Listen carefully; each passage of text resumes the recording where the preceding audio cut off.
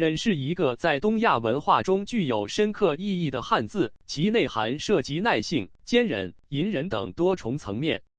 无论是在中国还是日本，忍都被视为一种重要的美德，其含义不仅仅是忍受痛苦，更是一种内在的精神力量和生活智慧。以下将从忍的字义、文化背景、实际应用和现代意义4个方面进行探讨。1、忍的字义。忍字由心和任2个部分组成，心代表情感和心理状态，而任则象指痛苦或困难。结合起来，字义即为心中承受痛苦或困难的过程，强调的是在面对苦难和挑战时的内在忍耐力。这种忍耐不仅仅是外在的表现，更是对内心情感的调节和控制。2、文化背景。在中国文化中，忍有著悠久的历史和深远的影响。在儒家思想中，忍被视为一种道德修养的重要组成部分。儒家提倡君子忍而后能行，认为只有具备了忍耐力，才能更好地处理人际关系和社会事务。此外，道家也将忍视为一种顺应自然、保持内心宁静的态度。道家强调无为而治，即在面对生活中的冲突和挑战时，保持平和的心态，以顺应自然的方式处理问题。在日本文化中，忍同样具有重要的地位。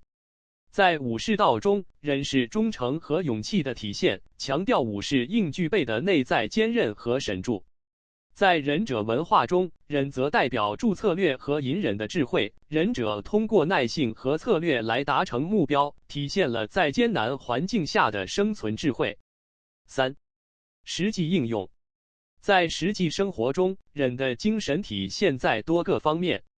首先，在个人成长中，面对挫折和困难时，具备忍耐力可以帮助人们克服挑战，达到个人目标。例如，学术研究、职业发展和人际关系中，忍耐力往往决定了一个人的成功和成长。其次，在人际交往中，忍能够帮助我们更好地处理冲突。通过忍耐他人的缺点和不理解，保持冷静和宽容，我们能够维护和谐的关系，并推动问题的解决。在家庭和工作中，耐性和包容心能够有效地化解矛盾，促进合作。4、现代意义。在现代社会，面对快节奏的生活和不断变化的环境，忍的重要性依然不容忽视。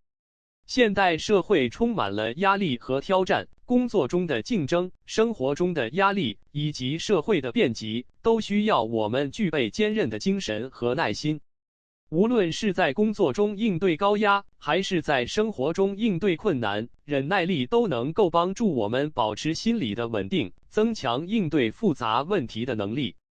此外，现代心理学也降调了忍耐力的重要性。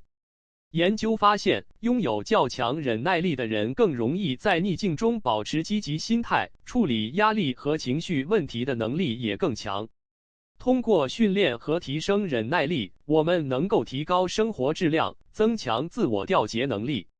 结论：忍不仅仅是一个汉字，它代表了面对生活挑战时所需的内在力量和智慧。无论是古代思想还是现代社会，忍都体现了一种积极的应对态度和智慧的处理方式。通过理解和实践忍的精神，我们不仅能够更好地应对生活中的困难，还能够在个人成长和社会交往中表现得更加成熟和自信。忍耐力的培养是个人成功和幸福的重要基础。